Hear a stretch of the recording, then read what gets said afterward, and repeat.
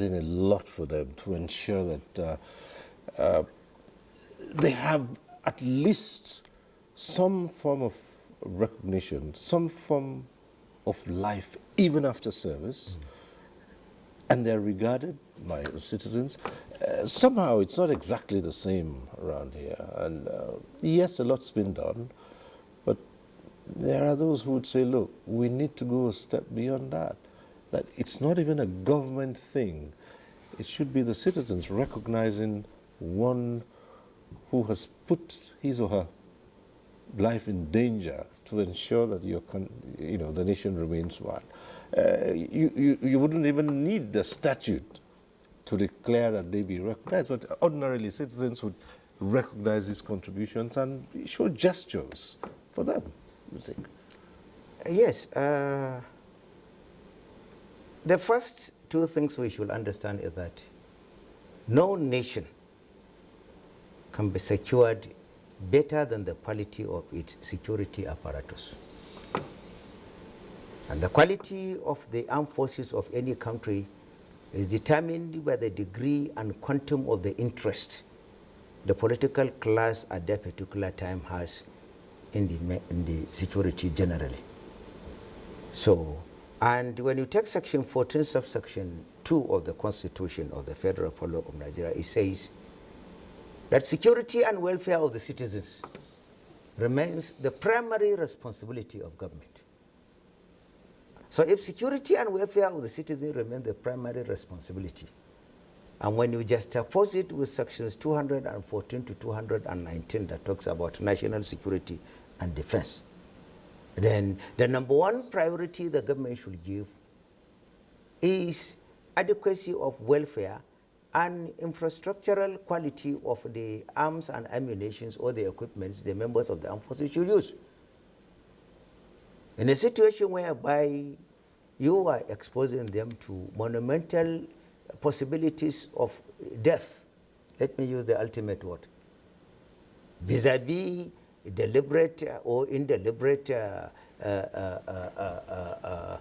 disbursements of the technological sophistication needed at every contemporary time. For example, the magnitude of the security challenges they are facing demands that whatever weaponry they would be given should be something much far, far superior than that. This is as well as training, as well as welfare, as well as many other things. Now, the citizenry need to be educated too for them to understand that when you are talking about government, they are the number one stakeholders of the government. Because like I said earlier on under section 14, subsection 1, sovereignty belongs to the people. Whatever the government is doing is the reflection of the interest and aspirations of the people there. Therefore, organized civil society groups needs to come in and partake with the government. Just in tandem with sections 21, 23, and 24 of the Constitution, organized international groups needs to come in, including the respective governmental apparatus. I must commend some state governors, I don't want to go into mentioning names, that are assisting very, very seriously the members of the security forces operating within the domains of their states. They are assisting very well, that is highly commendable. But the communities, the societies, civil society groups, social cultural organizations and bodies need to equally come in. It is when they come in and partake, then they are entrenching stake in what members of the armed forces or members of the police or whatever security institution is doing. And it is fundamental for them, before they do that, they should be sensitized to appreciate that all they are doing is in their own interest, because the number one responsibility of every security officer is protection of the sanctity of lives, peace and liberty of the citizenry.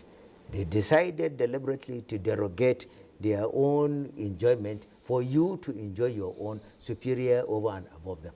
So we need to really use this particular period to remember. A fortnight ago or 3-4 weeks ago, I saw some veterans in front of the Ministry of Finance raising placards and other things that they have unpaid benefits and this. That shouldn't happen. Nigeria has a very, very serious fundamental international role to discharge. The leader of the black world, and the champion of Africa in all respects. So whatever Nigeria does is more or less a calibrating stick to determine the quality of the regard and the maintenance of the armed forces we're having within the African shores and indeed the Black World. So in that context, members of the National Assembly should come into assistance for in terms of appropriations of adequacy of money needed. But for them to do that, the proposal should come from the members of the armed forces too. The members of the armed forces are more concerned than fancy things or things that will keep repeating in the budgetary estimates, like computers, supporting and welfare facilities, to the detriment of investigating and finding out the most sophisticated, technologically enriched equipments to be used. Then they should be the ones to blame themselves. It is your responsibility to bring proposals, and it is our responsibility to amplify the need for members of the National Assembly to as well approve. And at the same time, too, we should tickle the executives to ensure appropriate release of the appropriations made by the members of the National Assembly. Members of the armed forces should really take a very serious critical assessment of their demands and needs, and on the basis of which the government should be able to do this. No government, whether at the level of the National Assembly or the President, can appropriate anything higher than what you have presented before the government of the day as your own interested amount. Dr. Eze, let me put it this way. You know, earlier on we had General Abdul Malik Jibril described, said in the line of sacrifice, some of it can be incidental. We drew attention to people in other fields. For instance, the doctor who saw that Ebola was going to be a big threat to Nigeria's existence and then put herself forward in the line of being a medical practitioner. At a point, you would not have said, well, I'll be confronted by someone carrying a disease such as Ebola, and I would stand between that person and spread it in the wider society. Same thing, medical personnel who put themselves forward to help in, in stemming the pandemic of COVID when it came in. But in the case of the military, it's a deliberate, it's not incidental in this case. The point you begin to sign up, you know that at any point in time, you can be called up and can be deployed. And you would have no excuse. You would go. You know, that is what you're signing up for.